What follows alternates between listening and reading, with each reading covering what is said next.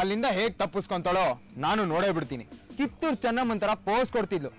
ಈಗ ಅದೇನ್ ಮಾಡ್ತಾಳೋ ಮಾಡ್ಲಿ, ಕತ್ಲೂರು ಚೆನ್ನಮ್ಮ. ಇಲ್ಲ ಪದ್ಮವ್ರೆ, ಎಲ್ಲಿಗೆ ಫೋನ್ ಮಾಡಿ ಕೇಳಿದ್ರು ಅವಳು ಬಂದಿಲ್ಲ ಅಂತ ಇದ್ದಾರೆ. ಟೈಮ್ ನೋಡಿದ್ರೆ ಇಷ್ಟೊತ್ತಾಗೋಯ್ತು. ಅವಳು ಎಲ್ಲಿ ಹೋಗಿದ್ದಾಳೋ, ಯಾವ ಕಡೆ ಹೋಗಿದ್ದಾಳೋ ಏನೂ ಗೊತ್ತಾಗ್ತಾ ಇಲ್ಲ. ಏನು ಶಾಲಿನಿ ಹೀಗೆ ಹೇಳ್ತಾ ಇದ್ದೀರಾ? ಹಾಗೆಲ್ಲ ಹೇಳ್ದೆ ಕೇಳ್ದೆ ಎಲ್ಲಿಗೂ ಹೋಗೋ ಹುಡುಗಿ ಅಲ್ವಲ್ಲ ಅವಳು. ಇನ್ನೂ ಸ್ವಲ್ಪ ಹೊತ್ತು ನೋಡೋಣ, ಅವಳು ಬರ್ಬೋದು. ಅವಳಿಗೇನೋ ಸಮಸ್ಯೆ ಆಗಿ ನಮ್ಗೆ ಇನ್ಫಾರ್ಮ್ ಮಾಡೋದಕ್ಕೆ ಆಗಿಲ್ಲದೆ ಇರ್ಬೋದು. ಅವಳು ಬಂದೇ ಬರ್ತಾಳೆ, ನನ್ನ ಮಗಳು ಲಕ್ಷ್ಮಿ ಬಂದೇ ಬರ್ತಾಳೆ.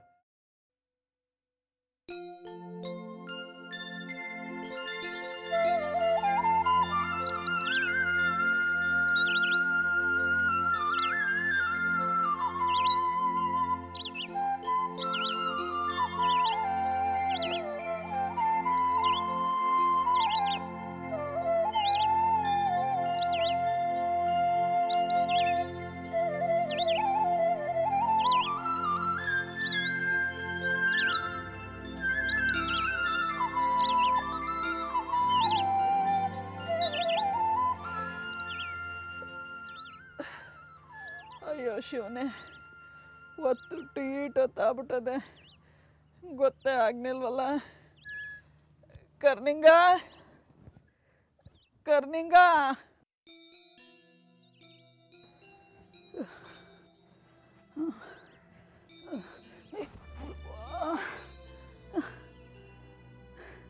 ಕರ್ನಿಂಗ ಕರ್ನಿಂಗ ಎದ್ದಳು. ನನ್ನ ಕಾಲ ಆಯ್ತು ಅಲ್ಲ ಕಡಿಮೆ.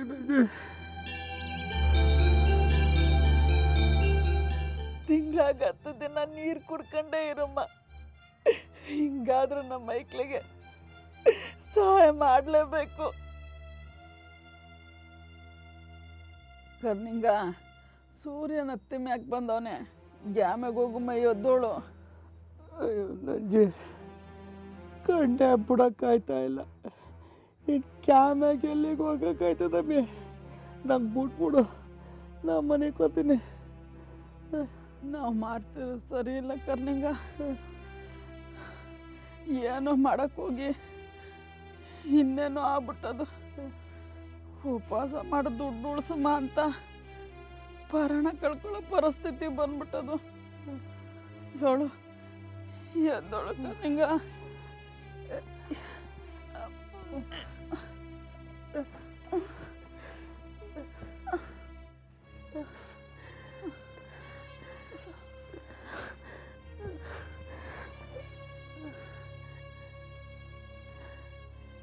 ಯಾಕಮ್ಮಿ ನನಗೆ ಹಿಂಗೆ ತೊಂದರೆ ಕೊಟ್ಟಿಯ? ನನ್ನ ಕೈನಾಗ ಆಯ್ತಾ ಇಲ್ಲ ಅಂದ್ರೂ ನನ್ನ ಮಾತೇ ಕೇಳ್ತಾ ಇಲ್ವಲ್ಲ ನೀನು. ಕರ್ನಿಂಗ, ನಾವು ಮಾಡ್ತಿರೋದು ತೆಪ್ಪು.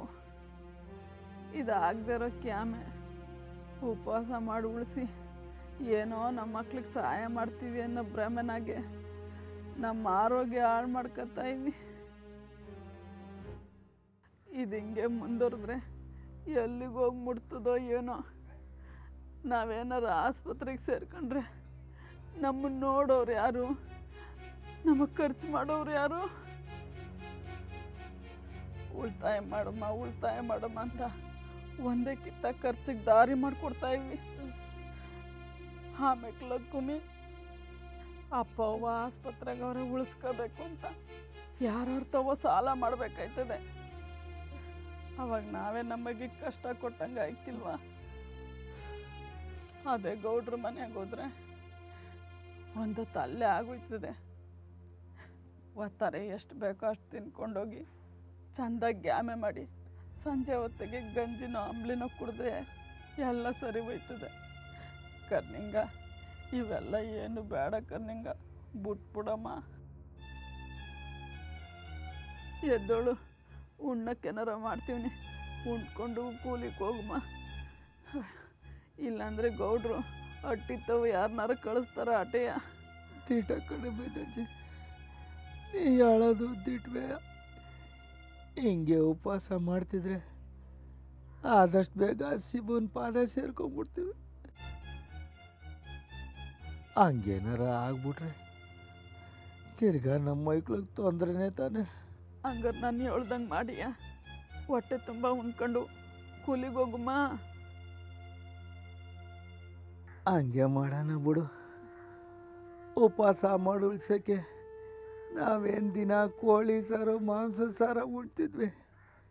ಉಣ್ತಾ ಇದ್ದಿದ್ದೆ ಗೊಂಜಿ ಇಟ್ಟು, ಅದ್ರಾಗ ಏನು ಉಳ್ಸೋಕ್ಕಾದದು. ಇಟ್ಟು ಸಣ್ಣ ಸತ್ಯ ನಂಗೆ ಅರ್ಥ ಆದಂಗೆ ಹೋಯ್ತಲ್ಲ. ನಂಜಿ ಅನ್ಯಾಯವಾಗಿ ನನ್ನ ಮಗಿಗೆ ಭಾರ ಆಗೋಯ್ತಿದ್ದೆ. ಇವತ್ತು ನನ್ನ ಕಣ್ಣು ತೆರೆಸ್ಬಿಟ್ಟೆ ನಂಜಿ, ನನ್ನ ಕಣ್ಣು ತೆರೆಸ್ಬಿಟ್ಟೆ. ಹಂಗಾರೆ ಇನ್ಮ್ಯಾಕೆ ಉಪವಾಸ ಮಾಡಂಗಿಲ್ಲ. ನನ್ನ ಸತ್ವಾಗ್ಲೂ ದಿಟ್ಟವಾಗ್ಲೂ ನಂಜಿ